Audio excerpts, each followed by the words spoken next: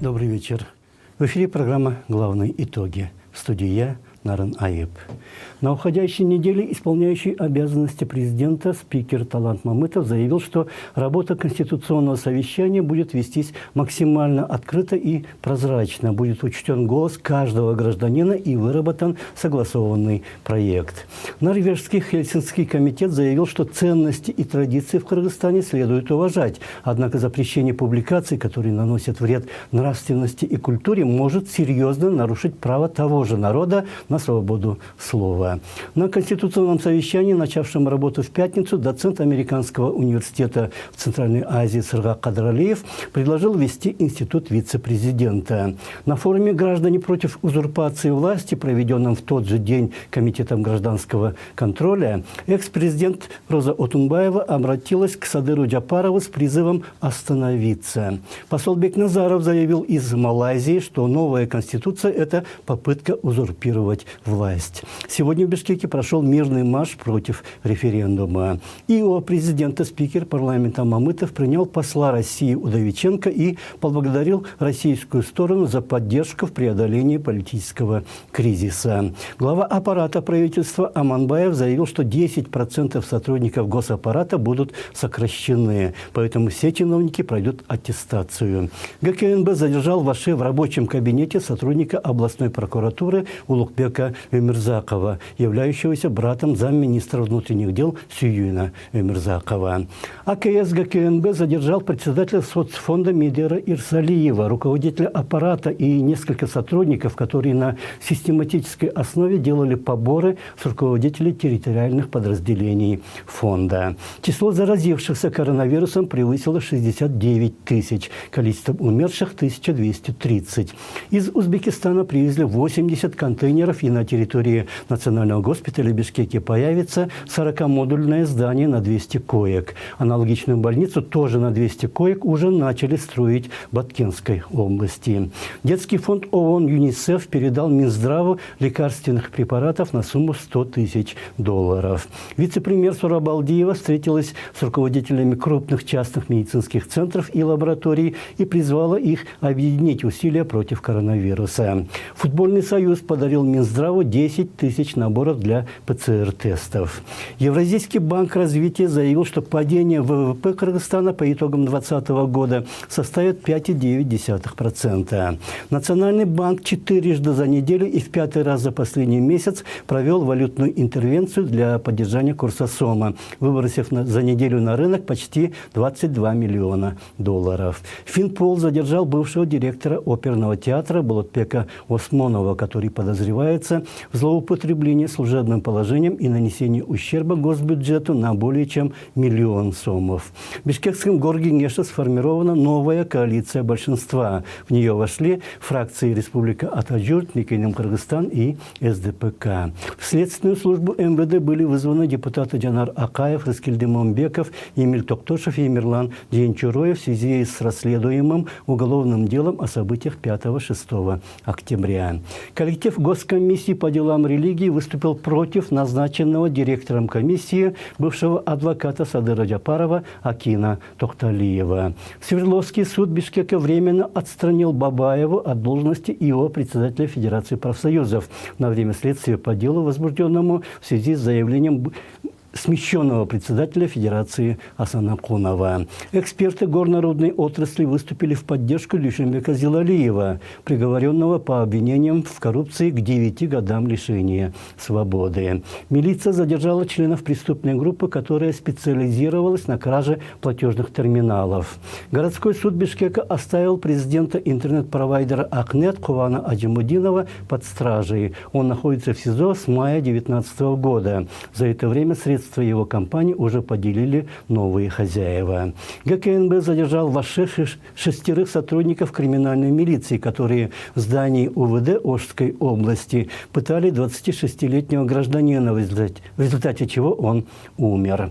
ГСИН сообщил, что из мест лишения свободы освобождены 230 человек в связи с помилованием. При поддержке ПРО началась акция по поддержке женщин, пострадавших от насилия. Катарский благотворительный фонд он взял на себя расходы, связанные с операциями на сердце более чем 80 гражданам Кыргызстана. На 80-м году жизни скончался экс-министр образования, экс-ректор Политехнического института, академик Жаныбек Шачыналиев. Технический университет Бишкеки открыл при поддержке Всемирного банка исследовательский центр логистики и государственных закупок. Кыргызстан выдвинул на соискание американской премии «Оскар» фильм «Жөөгүлүк» Мирлана Абдыкалыкова. Документальный фильм «Скользкая дорога» Гульнары Айтмаматовой победил на международном кинофестивале в Стамбуле. По инициативе Аскара Айтматова в Кыргызстане учрежден клуб «Друзей Азербайджана». Чемпионом страны по футболу стала команда «Абдышата-2» из Канта. А для сегодняшней программы мы отобрали следующие события. Конституционное совещание за 20 дней подготовит проект нового основного закона. Гражданский сектор и многие общественные деятели против предлагаемого проекта. Из-за новой Конституции в обществе и среди элит начинается противостояние. Парламент вырос из Курултая, но возникает общественный запрос на новый Курултай. Референдум по новой Конституции будет проводиться старым испытанным способом. Помогая испытывающим трудности заемщикам, правительство помогает коммерческим банкам. Судебные разбирательства вокруг руководства Федерации профсоюзов не кончаются. На аллее славы кыргызского кино появляются почетные плиты с новыми именами. Количество претендентов в президенты вводит в шок мастеров искусства.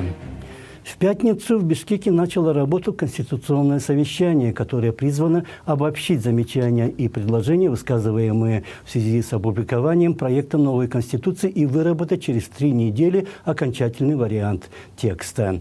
Он будет выставлен на всенародный референдум, который намечается провести одновременно с президентскими выборами 10 января. Процедуры подготовки, обсуждения и принятия Конституции, а также сам ее текст подвергаются критике со стороны молодых экспертов-конституционалистов. Поэтому как бы в противовес им Конституционное совещание проводится в Академии наук, а в его работе участвуют профессора и академики, которые молодых конституционалистов за ученых не очень считают. На открытии совещания его председатель профессор Бюрюбашев заявил, что новой Конституцией в стране вводится президентское правление, но необходимо учесть весь положительный мировой опыт.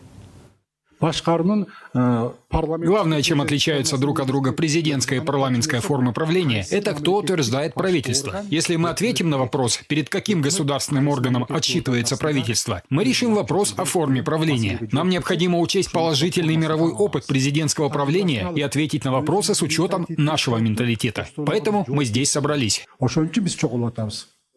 Параллельно с Конституционным совещанием в тот же день в Бишкеке прошел форум «Граждане против узурпации власти». В нем приняли участие депутаты Текебаев, Никитенко, Алтынбек Сулайманов, Бекешев, Канбек Иманалиев, экс-депутаты Кулов, Шернияз, Масалиев, академик Эркебаев и многие другие, которые подвергли резкой критике предлагаемый проект и саму идею спешного принятия Конституции. Если бы подготовленный и предлагаемый текст оказался шедевром юриспруденции, такого широкого неприятия, наверное, не было бы. Против новой Конституции выступили даже те, кто ранее закрывал глаза на нарушение процедур или продление полномочий парламента. Экс-президент Роза Отунбаева затронула и вопрос действующей Конституции, которую инициаторы новой считают источником всех бед. Конституция, которая была сделана по всем правилам демократического построения основного документа, сказать, что этот документ во имя одного человека. Скажите, какого человека тогда? Что ради меня это было сделано? Или ради группы, говорится, группа, наверное, он имеет в виду временное правительство, но мы все сделали, как мы обещали. И это временное правительство, которое работало 3 месяца, оно справилось со всеми задачами.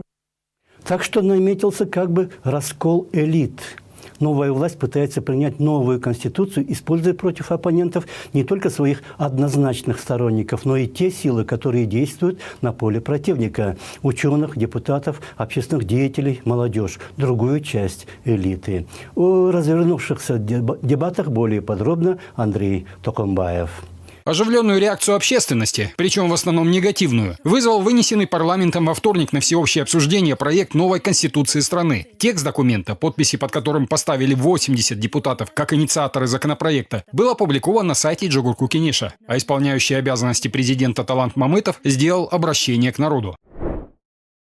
На данный момент страна переживает непростой период в своем развитии. Недавние события октября показали, что общественность нуждается в кардинальных и системных преобразованиях. Коррупция, клановость и несовершенство партийной системы стали серьезными проблемами развития страны за последние годы. С учетом этого Кыргызстану необходимо что-то новое, то, что будет выработано наиболее эффективными моделями госуправления. Инициаторы видят в новой конституции таких кардинальных преобразований, а исполняющий обязанности президента созвал конституционное совещание, в состав которого вошли представители научного и гражданского общества, правоведы, парламентарии, эксперты и другие. Мамытов подчеркнул, что деятельность совещания будет вестись открыто и прозрачно. В пятницу прошло первое заседание, конституционное совещание, но параллельно с ним состоялся и форум гражданского общества. Граждане против узурпации власти. Многие участники форума высказались за то, чтобы отозвать законопроект, поскольку в нем, по их мнению, допущено немало ошибок. В частности, экс-президент Роза Атунбаева высказалась за то, что проект не мешало бы доработать с участием грамотных специалистов.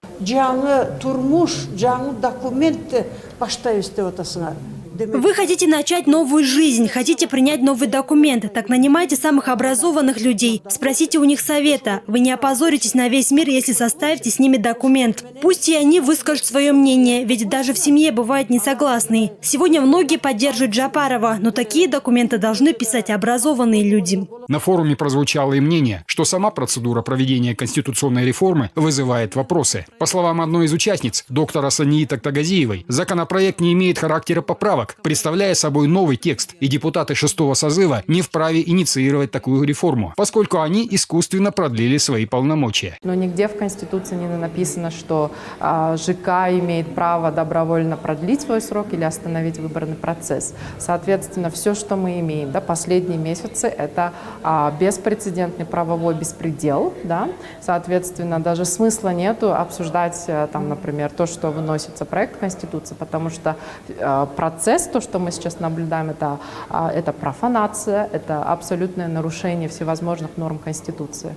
На форуме Тактагазиева высказала мнение, что одним из грубейших нарушений закона является скрытность процесса подготовки проекта. Мы не знаем, кто его авторы и какие эксперты были задействованы. Несколько из 80 депутатов-инициаторов признались, что не участвовали в разработке законопроекта и ознакомились с ним уже после размещения на сайте парламента. Серьезные нарекания участников форума вызвал тот факт, что в тексте не сказано о верховенстве права. Вместо него в преамбуле указана необходимость следовать традициям и заветам предков. По мнению многих юристов, такая формулировка носит субъективный характер. Ее нет ни в одном международном юридическом документе. Несмотря на это, во втором пункте 23 статьи Конституции указано, что распространение информации, которая противоречит нравственным ценностям, ограничивается или запрещается в соответствии с законом. А первый пункт гласит: в Кыргызской республике запрещаются печатные издания, в том числе издания на электронных носителях, зрелища и общественные мероприятия, противоречащие общепризнанным нравственным ценностям, традициям народов Кыргызстана, а также международным стандартам.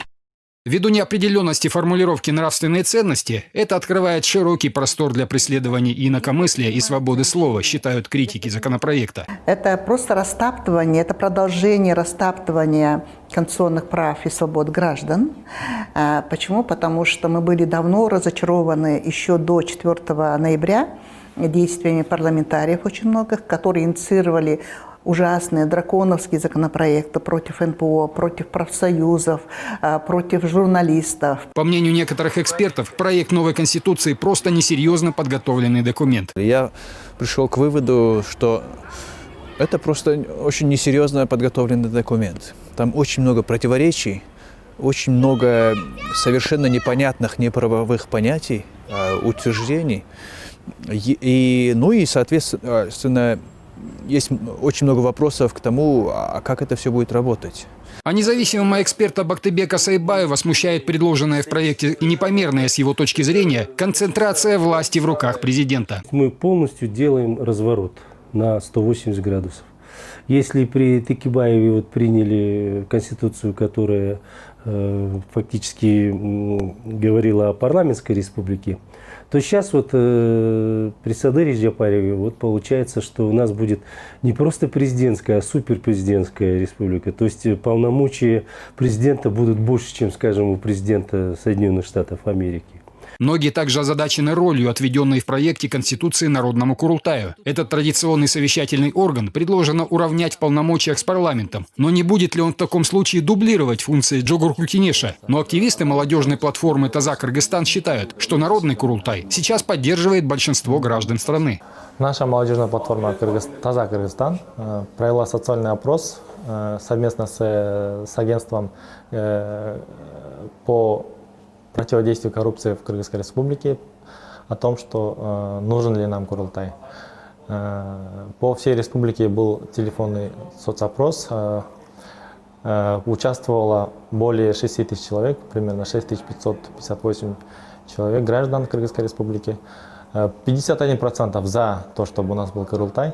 При этом 38% не смогли ответить на этот вопрос, а 12% были против, добавляет активист. И отметил, что в Таза-Кыргызстан считают, Курултай может стать независимым органом власти лишь в том случае, если он будет наделен полномочиями Верхней Палаты парламента, а Джогурку-Кенеш – Нижней. И независимость их обоих необходимо закрепить в Конституции. В пятницу в Национальной академии наук под председательством одного из авторов проекта, заведующего кафедрой международного и конституционного права Кыргызско-Российского славянского университета, доктора юридических наук Бекбасуна Барубашева, прошло и первое заседание Конституционного совещания. В своем докладе он объяснил, почему предлагается расширить полномочия президента.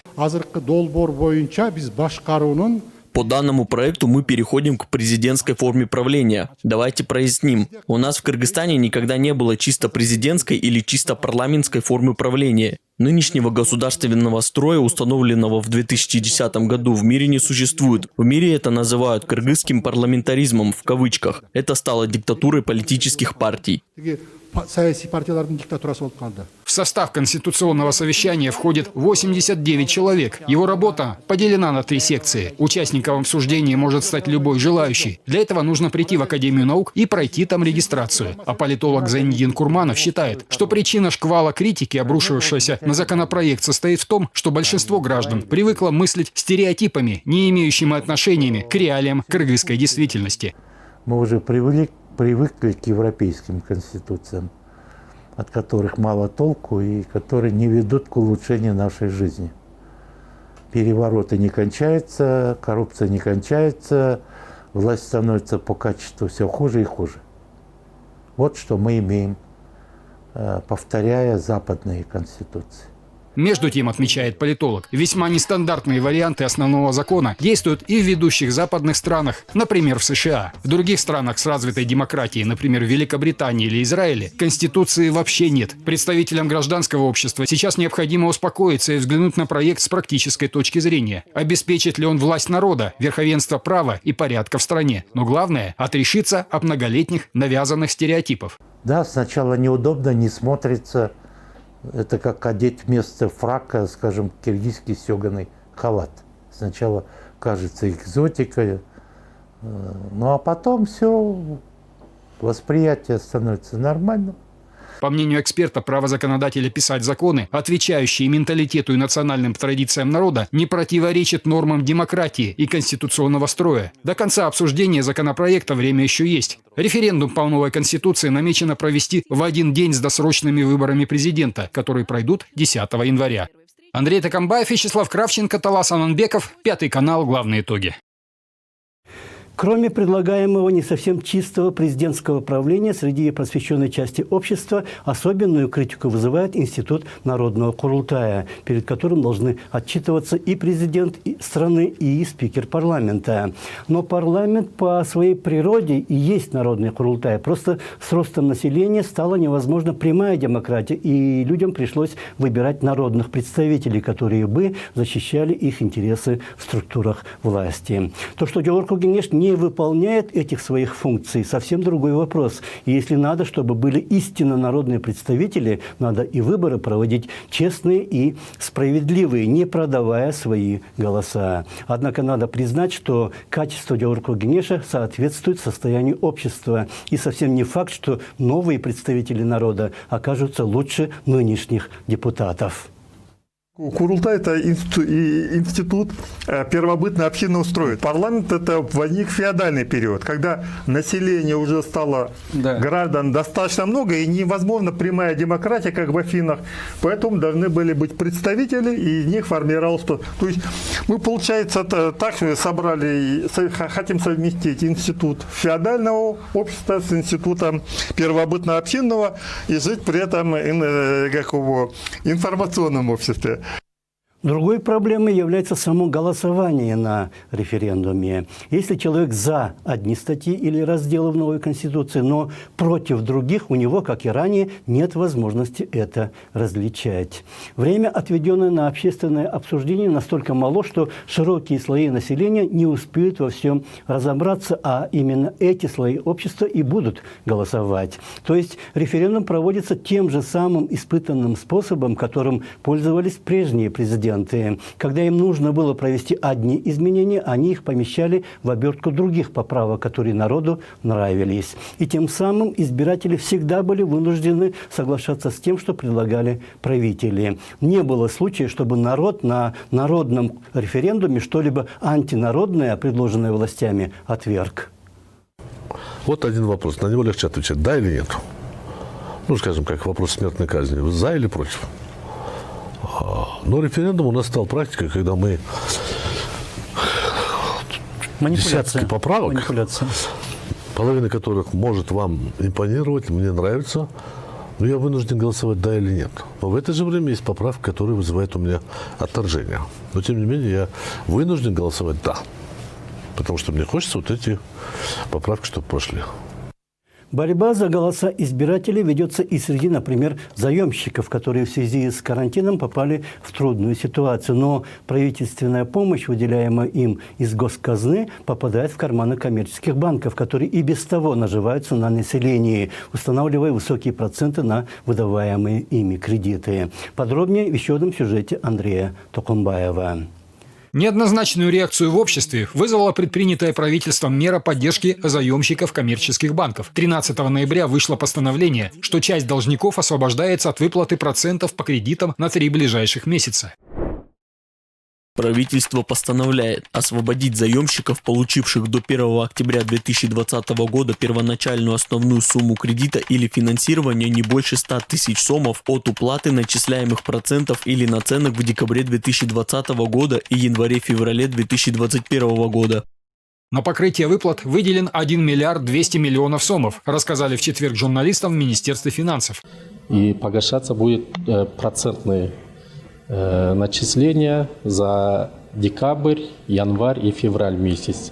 Ежемесячно будет начисляться. По факту ежемесячно финансово-кредитные учреждения будут по факту предоставлять 3-дневный срок Национальному банку. Национальный банк уже переправлять в Министерство финансов. Министерство финансов уже будет непосредственно финансово-кредитным учреждениям сумму направлять финансово-кредитным учреждениям.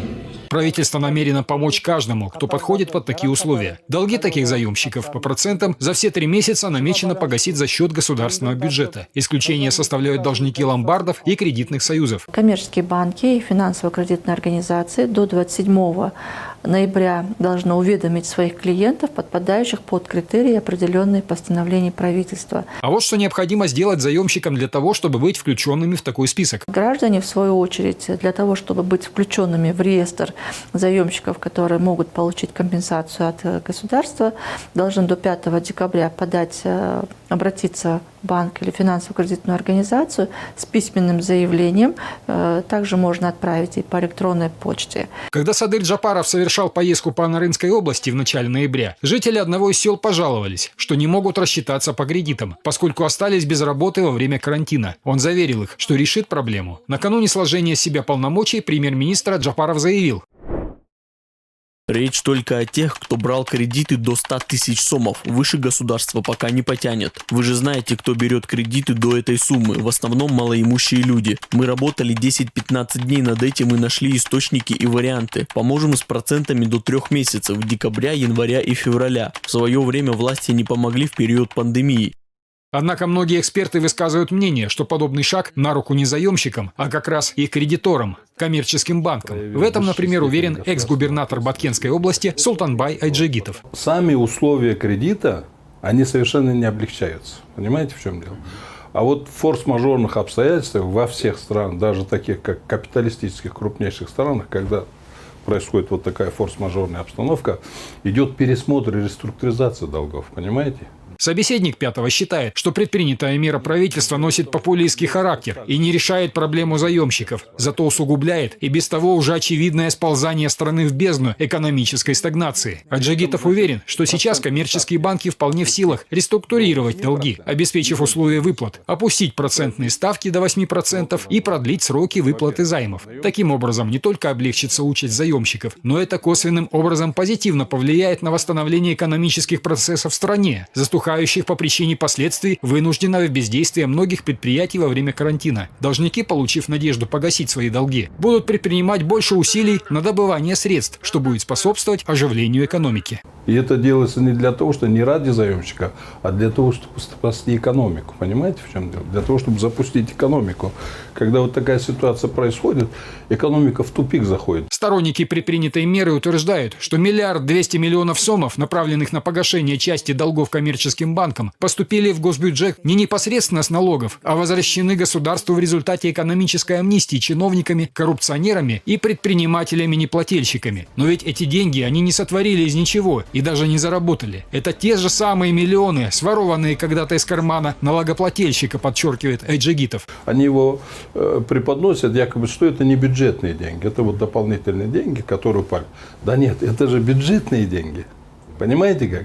Его просто так взять с какого-то счета, запустить туда, но это будет не совсем законно, скажем так. Законными в данной ситуации будут следующие действия, продолжает экс-губернатор. Понимаете, его нужно вернуть, потому что это народные деньги как бы возвращаются, правильно? Эти народные деньги, поскольку они народные, они должны вложиться в бюджет, и через бюджет уже в соответствии с бюджетными законами должны эти вещи распределяться. Понимаете, в чем дело? Некоторые утверждают, что эта мера инициирована с целью привлечь больше поддержки от избирателей во время предвыборной гонки. Но эта мера вполне поможет коммерческим банкам частично вернуть требуемые ими долги. Должникам же она лишь отсрочит время дальнейших выплат, что само по себе неплохо, но не является выходом из положения. По данным Нацстаткома, за первые 9 месяцев года число получивших микрокредиты увеличилось на 18,5%, но их возвратность снизилась неимоверно. Микрокредитные организации выдали кредитов на сумму 23 400 000 000 сомов. Число получателей составило 454 тысячи человек, а объем одолженных средств возрос по сравнению с аналогичным периодом прошлого года на 6,4%. Почти треть, 27% выданных средств было заимствовано на потребительские нужды, то есть почти 5 490 000 000 сомов взяты лишь для того, чтобы их проесть. Андрей Такамбаев, Вячеслав Кравченко, Бакыт Кашалиев, Пятый канал. Главные итоги. Народ берет кредиты и проедает их. Банки на них наживаются, а если вдруг что-то теряют, государство восполняет потери этих банков. Точно так же планируется растащить и имущество профсоюзов. Общество несколько лет борется против этого беспредела. Федерация профсоюзов еле отделалась от своего руководителя, а суды все равно его защищают. Андрей Такамбаев побеседовал с секретарем комиссии по недвижимости и председателем молодежного совета Федерации. Здравствуйте. Конфликт, который продолжается уже 3 года и был, по сути дела, инициирован претендентом на должность председателя Федерации профсоюзов Мирбеком Асанакуновым, совсем недавно принял совершенно новые направления, новую окраску. Была отстранена от должности исполняющая обязанности председателя Федерации профсоюзов Рыскуль Белековна. Элдияр, расскажите, пожалуйста, как это происходило и вот почему это произошло? Здравствуйте. Все началось с того, что со стороны Асанакунова была попытка передачи в аренду санатория «Кыргызстан» с фактической дальнейшей распродажей этого имущества. Как? Потому что в договоре было указано, что в течение 2-3 лет мы могли потерять этот санаторий. Затем компания, которая обязалась выделить нам 20 миллионов инвестиций, ни одного сомма в государственный бюджет на тот момент не выделила. Затем финансовая полиция выявила, что трудовая книжка Санакунова подделана. За тот период, когда он заявлял, что был замдиректором строительной компании и был председателем профсоюзной организации, которая позволила ему избраться председателем Федерации профсоюзов Кыргызстана в 2017 году, была фальшивой, потому как эта компания была создана только через несколько лет после того, как Санакунов якобы там работал. Но в итоге Финпол почему-то заявил, что срок давности истек, и его к ответственности не привлекли, а взамен привлекает к уголовной ответственности ряд наших других председателей, которые выступают в защиту профсоюзов и в защиту законопроекта. И вот этот человек сейчас предпринял наступление, которое вот выразилось в отстранении от должности Рызгуль Белековны. И, Оскар, я хотел у вас спросить. Дело в том, что известно, что Мирбек Асанакунов, он имеет определенные, скажем так, группу влияния и в парламенте. И, по сути дела, при его участии был инициирован закон, который, в общем-то, нивелирует роль профсоюзов в Кыргызстане. Расскажите немножко подробно об этом законе. Здравствуйте еще раз. Ну, скорее всего, конечно, не Мирбек Асанакунов имеет влияние в парламенте, вот в нынешнем парламенте 6-го созыва, а, скорее всего, его жена, которая является председателем комитета по социальным вопросам Джурку Кенеша, Гулькан Малдыбекова. Вообще, нам было вот первоначально, когда 5 ноября нынешнего года без объявления, без повестки дня на сайте Джурки Кенеша 5 ноября они протаскивают закон о профсоюзах. Именно те депутаты, которые инициировали этот закон о профсоюзах. Мы были как бы шокированы, потому что в повестке дня в Джурку Кенеша этот вопрос не должен был рассматриваться. Вообще, этот вопрос как бы до этого был отложен предыдущим президентом Сооронбаем Джеймбековым как бы на доработку. Но в тот же момент, исходя вот из своих личных принципов, я не знаю почему, да, вот авторы этого законопроекта 5 ноября именно в госрезиденции Галарчи, они протаскивают во втором чтении этот законопроект. Понимаете, по сути, тут, если так разобраться, то этот законопроект вообще он лоббируется вот именно депутатом Джурку Кенеша Гулькан Малдыбековой в интересах своего мужа. Потому что это было уже не раз озвучено и в средствах массовой информации. И вообще и среди общественности тоже этот вопрос поднимался. Вообще, сам по себе закон, он, как говорится, знаете, вот он противоречит многим интересам именно трудящихся вот Кыргызстана.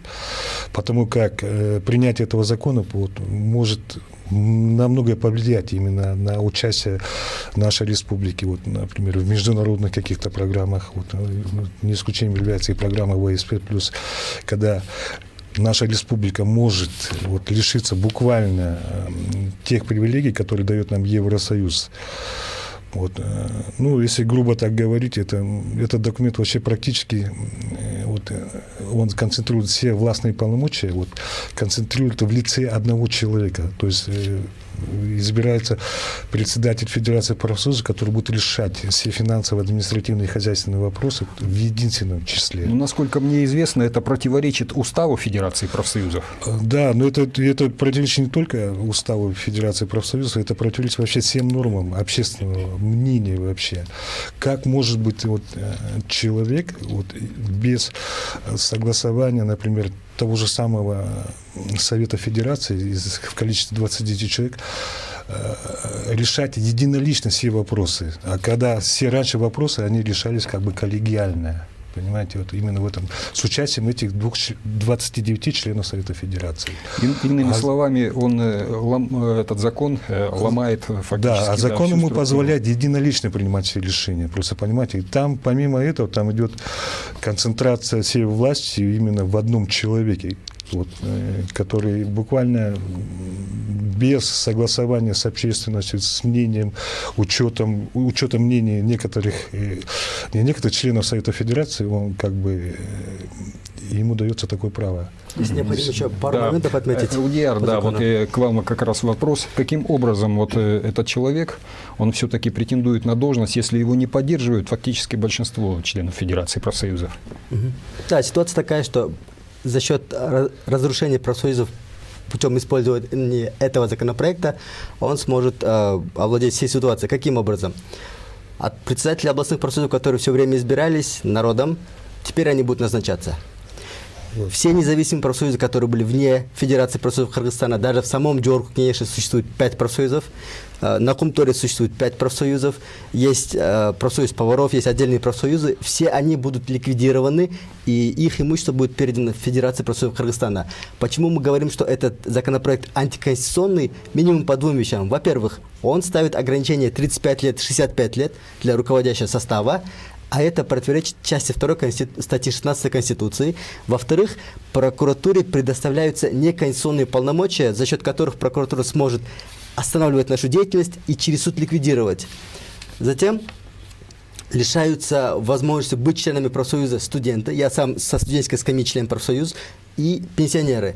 Теперь Асанакунов Мирбек Аскерович за счет всей этой ситуации, за счет того, что они смогут надавить через различные госорганы на ряд отраслевых профсоюзов, пытается обратно встать на эти позиции. Раньше те люди, которые были в областях, те люди, которые были в интервале моложе 35-65 лет, мешали ему продавать имущество, теперь этого препятствия не будет. И как мы до этого уже воочию видели с санаторием Кыргызстан, все эти свои желания он сможет полноценно реализовать. Да, и вот сейчас Рыскуль Белековна отстранена от должности. Какие действия сейчас предпринимает Мирбек Аскерович Асанакунов? За счет заявления Асанакунова почему-то все время возбуждаются необоснованные, незаконные уголовные дела, о которых мы не раз заявляли. Якобы члены Федерации профсоюзов Кыргызстана, отстранив его законно от должности после решения Верховного суда, оказались рейдерами, инкриминируется статья за рейдерство, за подделку документов, якобы они там все подделали, и злоупотребление полномочий. Как члены Совета Федерации профсоюзов Кыргызстана могут, будучи учредителями Федерации профсоюзов Кыргызстана, осуществлять рейдерский захват? Как они могут своими полномочиями злоупотреблять, в то время как они, наоборот, выполняя свои обязанности, ссылаясь на решение финансовой полиции, Верховного суда, отстранили его законно? Мы этого не можем понять. Какие ваши сейчас ответные действия планируются, Оскар? Ну, знаете, вот у нас вот просто то, что мы сейчас вот находимся в этой ситуации, действительно, она поражает вот бездействием вот наших властей и бездействием, знаете, вот некоторых вот силовых структур, которые вот закрывают на глаза на предыдущие действия самого Мирбека Асанакунова. Понимаете, если даже сейчас вот открыть интернет, то там много чего можно, говорит, буквально накопать на этого человека, на него и на его жену. И при этом, знаете, вот у нас удивляет еще та позиция Свердловского межрайонного суда. Когда идет отстранение первого лидера Усмонова Каната Дуспаевича, именно от тех действий, которые вот были написаны в заявлении Мирбека Асанакунова, мы не поняли, как они переквалифицировали гражданское дело именно в уголовное дело. Понимаете? И по этой же статье, вот сейчас недавно, буквально недавно, этот же суд, этот же судья отстраняет Бабаеву Рыскуль Белековну с такой же мотивацией. Понимаете? Вот это больше всего поражает. Вот мы сейчас обращались, вот до этого обращались и в прокуратуру, и в Финпол, но ввиду с переменой власти, вот с последними событиями, вот этими революционными, мы сейчас по-новому начали давать уже все заявления, подавать и в финансовую полицию ГСБ, и в АКС ГКМБ, и в новому генеральному прокурору республики, чтобы они как-то контролировали эти действия. Надеюсь, ваш голос будет услышан. Огромное вам спасибо за то, что обратились к нам. И будем надеяться, что ситуация она в ближайшее время будет урегулирована. Спасибо большое за беседу. Да, спасибо. На фоне всех этих профсоюзных и политических передряг общественность недостаточно внимания уделила кинематографистам, которые на неделе отметили День кино. Это может быть единственная отрасль как экономики, так и культуры, которая почти не получает от государства поддержки, но приносит всем нам славу и почести. Еще один сюжет Андрея Токмамбаева. Профессиональный праздник кинематографистов «День кыргызского кино» прошел во вторник. Мероприятие состоялось по традиции в бишкекском кинотеатре «Манас». Повлияли ограничения в связи со второй волной пандемии, но все же на встречу с создателями отечественных фильмов пришло немало благодарных зрителей. Праздник начался на аллее славы звезд кыргызского кино. Что-то вроде голливудской аллеи славы есть и в Бишкеке. Небольшая площадка у входа в кинотеатр «Манас». Каждый желающий может в буквальном смысле прикоснуться к славе кыргызского кинематографа. В площадку перед зданием кинотеатра вмурованы бетонные плиты с автографами, а также отпечатками ладоней и стоп Болота Шамшиева, Геннадия Базарова, Джамал Сейдекматовой, Кадырджана Кадаралиева, Мара Байджиева. Во вторник к этому пантеону добавились еще 2 памятных плиты. В ходе торжественного мероприятия их открыл кинорежиссер Садык Шарнияз. Откроем-ка давайте доску, вторую доску. Ежегодно проходит вручение кинопремии «Акылбирс». Во время каждой такой церемонии принято открывать почетную доску с автографом награжденного. Но по причине пандемии минувшей весной церемония не состоялась, и почетные доски открылись в День кыргызского кино. Один из удостоенных такой чести – 7-кратный лауреат премии «Акылбирс» монтажер Элдияр Мадаким. Я счастлив и взволнован. Огромное спасибо организаторам. Конечно, здесь могли быть подписи других выдающихся кинематографистов, того же Актана Арымкубата или Эрнеста Абдыджапарова. Но согласно правилам кинопремии «Акылбирс», оказывается, устанавливают почетную доску с подписью и отпечатком тех, кто 7 раз побеждал в той или другой номинации. Другим виновником торжества стал ветеран кыргызского кино, художник-постановщик Муса Абдиев.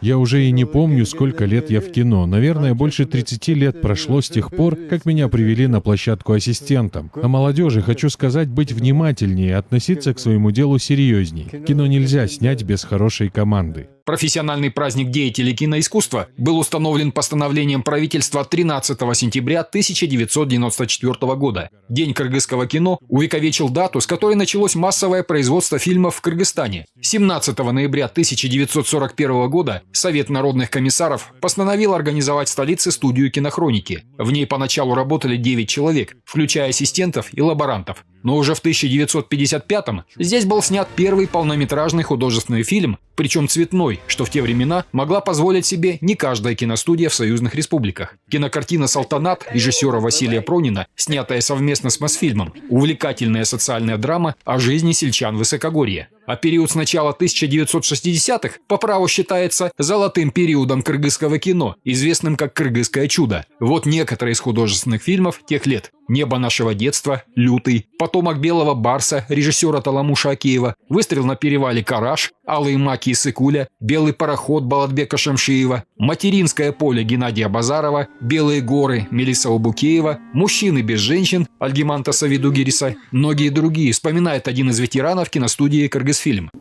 Такие вещи есть, которые очень запомнились. Это, конечно, первые фильмы.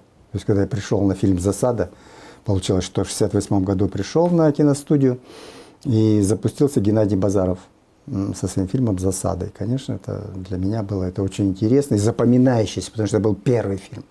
Представителем необычной, но весьма востребованной специальности фотографа кино Федоров стал в 1968 году по совету Геннадия Базарова. Александр Павлович успел поработать с известными режиссерами Таламушем Акеевым, Мелисом Убукеевым, Болотом Шамшиевым, многими другими. Не менее заметным явлением было документальное кино, тематически очень разнообразное. Фильмы снимались на киностудии «Кыргызтелефильм», первым руководителем которой стал писатель, режиссер и киносценарист Улан Такамбаев. Документальные киноленты тех лет своеобразны, выполнены на высоком профессиональном уровне. Например, «Монасчи» и «Чабан» Болота Шамшиева, «Это лошади» Таламуша Акеева, «Кыял» Шеймбека Апылова, «Замки на песке» Альгиманта Савидугириса, «Сад» Бекеша Абдылдаева и другие, которые также были удостоены многих наград различных кинофестивалей. В киноведении также бытует термин «Кыргызская школа документального кино». И призы там не получали даже не только всесоюзные, а, я не знаю, у нас одних «Золотых драконов», по-моему, даже 5 где-то было, или 4 «Золотых дракона». Такие-то мощные, международные эти призы были. А в первые годы независимости экономические трудности поставили под вопрос само существование в стране киноискусства. Начиная с 1988-го процесс кинофикации стал распадаться, и до 1996 года был снят лишь один фильм «Облако» Таламуша Акеева. Но кинематограф выжил и вскоре порадовал зрителя новыми работами. Например, «Бешкемпир», «Рай для мамы», «Свет Оке» Октана Арыма-Кулата, «Сельская управа», «Светлая прохлада» Эрнеста Абдыджапарова, «Парс», «Курманджан Датка» Садыка Шарнияза. Была открыта высшая школа киноискусства и телевидения при Кыргызском государственном университете культуры и искусства имени Бюбюсары Бишеналиевой, вспоминает один из ее первых выпускников, сотрудник 5 канала. Да. Можно сказать, что было сложно. Почему? Потому что мы попали именно в тот момент, когда разрушалось все. Все и вся. Это была целая страна под названием СССР. В том числе и кино, советское кино.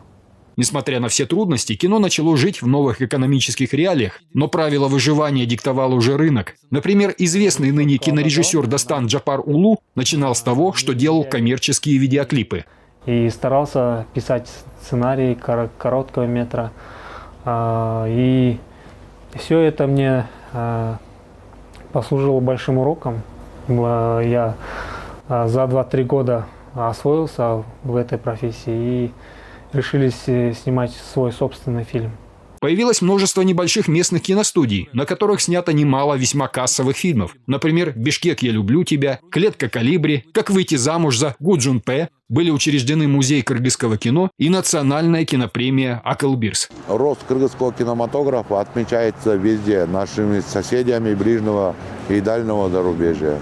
Недавно вы все, наверное, были свидетелями, как президент Казахстана Касым-Жомарт Токаев особо отметил труд кыргызских кинематографистов. И он призвал казахстанских кинематографистов брать пример у кыргызских кинематографистов. Это многого стоит. Но в нынешнем году киноиндустрию постигло новое испытание – карантин в связи с коронавирусом. По причине пандемии кинотеатры в стране не работают. Спасибо государству, хоть не оставило работников кинопроката в нужде, из бюджета выделяет субсидии, сказал в разговоре с корреспондентом 5-го один из руководителей сферы кинопроката из Икульской области. Знаете, мы тоже на бюджете. Мы оплачиваем работникам тоже. Но спасибо государству, несмотря на бюджете мы выделили деньги, нам на зарплаты платят. Но в целом кыргызское кино сейчас выживает, предоставленное самому себе. Государство его почти не поддерживает. На развитие кино в Кыргызстане ежегодно выделяется из госбюджета не более 0,1% средств. Специально для поддержки кыргызских кинематографистов Минкультуры приступила к осуществлению проекта «Снимай кино в Кыргызстане». Намечено наладить партнерство с ведущими кинокомпаниями мира, поделился глава ведомства во вторник во время мероприятия по случаю Дня кыргызского кино. Кыргызстанда кино тарт деген долбор кылды деп атабыз. Болливуд да келсин, Голливуд да келсин. Пусть придет Болливуд, пусть придет Голливуд. Как известно, в Новой Зеландии был снят ряд эпизодов фильма «Властелин колец». После этого количество туристов, посещающих Новую Зеландию, увеличилось в 200 раз. Туристы приезжали, чтобы увидеть те места, где были сняты эпизоды фильма. Нам нужно разработать налоговую политику по этому поводу. Нужно найти пути привлечения кинематографистов других стран. Андрей Такамбаев, Вячеслав Кравченко, Бакыт Кашалиев, 5 канал, главные итоги. Вот так кино решает и проблемы туризма, но более всего имеет значение его воспитательная роль. Целые поколения вырастали на отдельных фильмах, а другие народ просто растаскивал на цитаты, настолько они были популярны. Само осознание, что у нас когда-то было кыргызское чудо, придает нам энергии и уверенности. Но в последние годы кино в Кыргызстане больше склоняется к коммерции, и очень жаль, что не снимаются публицистические ленты типа «Обыкновенного фашизма» Михаила Рома или «Так жить нельзя» Станислава Говорухина.